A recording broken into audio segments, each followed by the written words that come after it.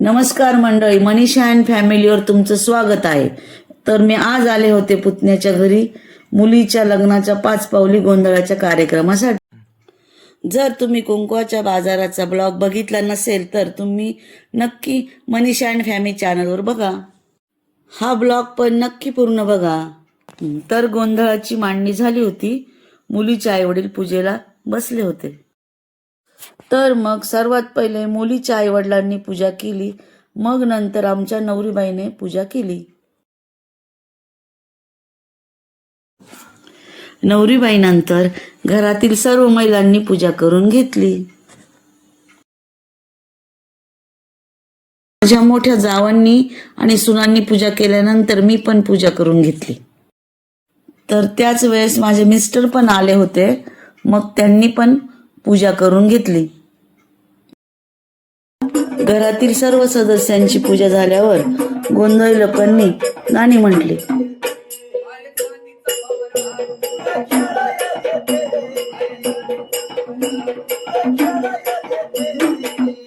गाणे झाल्यावर गोंधळ यांनी सांगितल्याप्रमाणे आम्ही देवाला ओवाळून घेतले।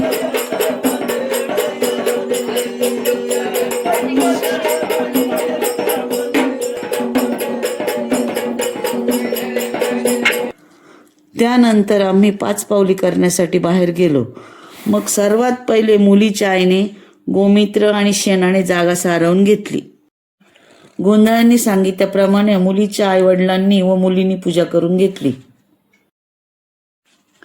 आणि मग नवरीबाईने आरती केल्यानंतर आम्ही सर्वांनी पण जोडीने आरती केली।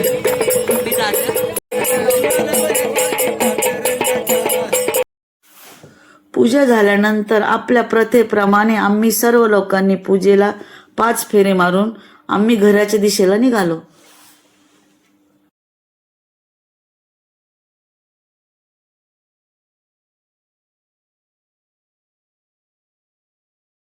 घराच्या बाहेर आल्यावर मुलीच्या आत्याने प्रथेप्रमाणे नवरी व तिच्या आई वडिलांवरून भाकरीचा तुकडा उतरून टाकला। घरात आल्यानंतर प्रथेप्रमाणे देव नाचवायला घेतले। सर्वात पहिले मुलीच्या वडिलांनी देव नाचवले, नंतर छोट्या चाचूने देव नाचवले, नंतर मोठा चाचू होता, त्यानंतर मग तिचे मोठे बाबा लागतात हे त्यांनी पण देव नाचवले, आणि त्यानंतर मग सगळ्यात छोटे बाबांनी देव नाचवले की ज्यांना ती मोठे पप्पा म्हणते।